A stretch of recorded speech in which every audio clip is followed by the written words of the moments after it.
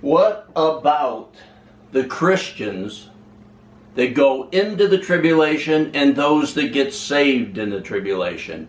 There's no doubt, you can't deny, as we're going to shortly see, that Christians go into the tribulation, some of them, those that love the world, the things of the world. They're not ready, their lamps aren't lit. They're the prodigal son. They just love the world and the things of the world. Maybe some of them, their heart, their attention, their love is to things and concerns of this life. And there wouldn't be anything wrong with that. But what about the ones that go into the tribulation? What are they going to do? What are they going to be doing? We're going to see that in a series of messages here. The Christians that go into the tribulation and the ones that get saved in the tribulation. But some, many, most are teaching you that no Christian can go into the tribulation. That everybody that ever said yes to Jesus will get raptured before the tribulation starts. And we've seen that before, but we'll start this series of messages with proving there's Christians in the tribulation. And there's ones that go in, and there's hundreds of millions that get saved in the tribulation.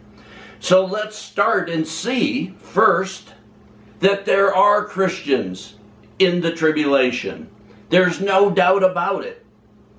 Because in Revelation 7:9, we see, after these things I looked, and behold, a great multitude, which no one could count. John sees this multitude of people that no one can count. He said it was vast. From every nation. These people are from every nation on earth. And from all tribes, peoples, from the jungles, from the deserts, from the areas that have just received the gospel, to the most developed countries, all nations, and all tribes, and all peoples, and all tongues, all languages from around the entire earth. It doesn't matter what language they speak. These people are involved in that. Standing before the throne and before the Lamb, clothed in white robes. This people from every tongue, tribe, people, language, every single language upon the earth are standing there clothed in white, and palm branches were in their hands. And in Revelation 7:13, later, one of the elders answered me, saying, these who are clothed in these white robes from every nation, tongue, tribe, and people, imagine that. The very rare languages around the earth. Every language has people here. Every nation, every tribe, every peoples. There's peoples there. And this elder, one of the 24 elders, says to John, these who are clothed in white robes, who are they? And from where have they come? And John said to him, my Lord, you know. And he said to me, these are the ones who come out of the great tribulation. And that great tribulation can mean great suffering, great agony, great distress. The great tribulation. Tribulation as we know it. These have come out of there. They're dressed in white. They're singing hallelujah to the Lamb. They're standing on the throne of God. And this elder tells John they came out of the great tribulation. And they have washed their robes and made them white in the blood of the Lamb. For this reason, because they washed their robes, and listen to that, saints, and they have washed their robes and made them white in the blood of the Lamb. They washed their robes. Salvation is a free gift, but what do you do with it? If you're walking in the flesh, in the world, in Babylon, in Egypt, in sin, you may and do, many have that free gift of salvation because you've called upon the name of the Lord. But these have washed their robes and made them white in the blood of the Lamb.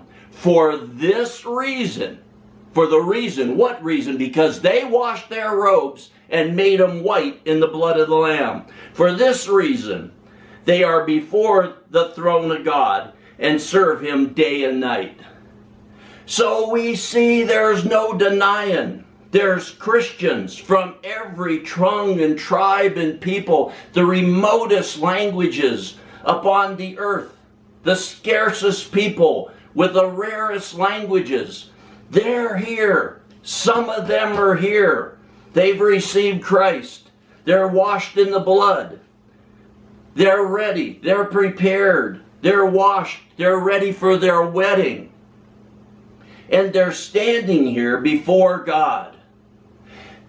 Now, many people, in a silly way, they want to tell you that every Christian will get raptured before the tribulation, no matter what they're doing, and then Jews, as Jews, will go around the entire earth during the turbulent times of the tribulation, and they make the tribulation, they're on the broad road to destruction, they make it much worse than it's going to be.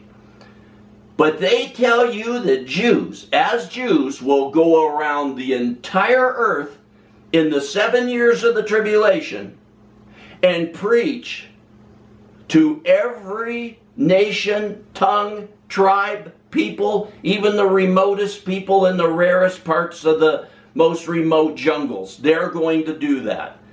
Saints, silly is silly. The church will do the church's work. These were dressed in white, as it said in Revelation 9:7-9. Standing before the throne and before the Lamb, clothed in white robes, white garments. As we've said before, the last two churches in the book of Revelations, the message to the church, Philadelphia and Laodicea. Philadelphia, he had not one bad thing to say about. And he told them in Revelation 3:10, because you have kept the word of my perseverance, I also will keep you from the hour of testing. That hour which is about to come upon the whole world to test those. Because they kept the word of his perseverance. Because they persevered. They walked with God. He said he'll keep them from that hour of testing. And then, once there's gone, once those that are ready, waiting, watching, they're walking with the Lamb. They follow the Lamb wherever he goes. Their lamps are lit. After they're taken in the pre-tribulation rapture, what's left? Laodicea. And what does he say about Laodicea? And why is it so negative? Because those that were ready, waiting, watching, and were prepared, they were taken. And then what does he say about the ones that are left? I know your deeds, that you're not hot nor cold. I would that you were hot or cold. So because you are lukewarm and neither hot nor cold, I will spit you out of my mouth. He's saying here he hates mixture. He hates them being mixed with the world and the flesh. He wants them walking with God, but they're not. And what do they say? This is what they think. In verse 17, because you say, I am rich. They're saying, I'm rich, and I've become wealthy, and I have need of nothing. And you do not know, he says, that you are wretched and miserable and poor and blind and naked. He says, I advise you to buy from me gold refined by fire. Listen, saints, that you may become rich, and white garments that you may clothe yourself. He tells them to get white garments. to clothe themselves. They were naked. They weren't prepared for their wedding. They were in the flesh. They were in the world. They were in Babylon. They were in Egypt, and they were loving it. And he told them, and white garments that you may clothe yourself. And then you see these ones that come out of the tribulation from every nation, tribe, tongue, and people. And he says, standing before the throne and before the Lamb, clothed in white robes or white garments. So this is the ones that aren't ready, aren't waiting, aren't prepared. And they get themselves ready. That's what it says. They have washed their robes. It's the bride that wasn't ready yet. She wasn't dressed. And we're going to see what's going to become of those Christians that go into the tribulation and the hundreds of millions that get saved in the tribulation. Because how is it from every nation, tongue, tribe, and people, even the rarest tribes, the rarest languages? Because the Christians that are out there that are not ready, not waiting, not watching, they have that seed, they have that word, and they're going to preach to the rest of the world, those that aren't saved. And we're going to see their messages in future messages on this subject. We're going to see what they're going to preach, exactly what they're going to preach, and who they're going to preach it to. And what did the Lord say about this? Referring to the end times, in Matthew 24:14, he said, and this gospel, the good news of Christ dying for them, and this gospel of the kingdom shall be preached in the whole world for a witness to all nations. You see that, saints? The whole world and all nations. And then the end shall come. The saints that go into the tribulation will be preaching in their own languages, to their own people, in their own nations, and to their own tribes, the gospel, as they see that they weren't ready, like the Lord said concerning it coming. And they did not understand. They don't understand now. They're being told it doesn't matter what you're doing. They're loving the world and the things of the world. And they're told it doesn't matter what you're doing. You're going to be caught up, and then God's just going to destroy the ones that were left. He's going to forcibly take you. Even if you have concerns here, even if you say, I'd rather stay for that 3.5 years and preach to my kids. I want to help my unsaved relatives. I want to help my neighbors. I want to do that because I wasn't ready. They say it doesn't matter. You're going. No, the ones that aren't ready, aren't waiting, aren't watching, they love the world and the things of the world, they will still be here. And in Matthew 24:39, and they did not understand until the flood came, until the tribulation came, and took them all away.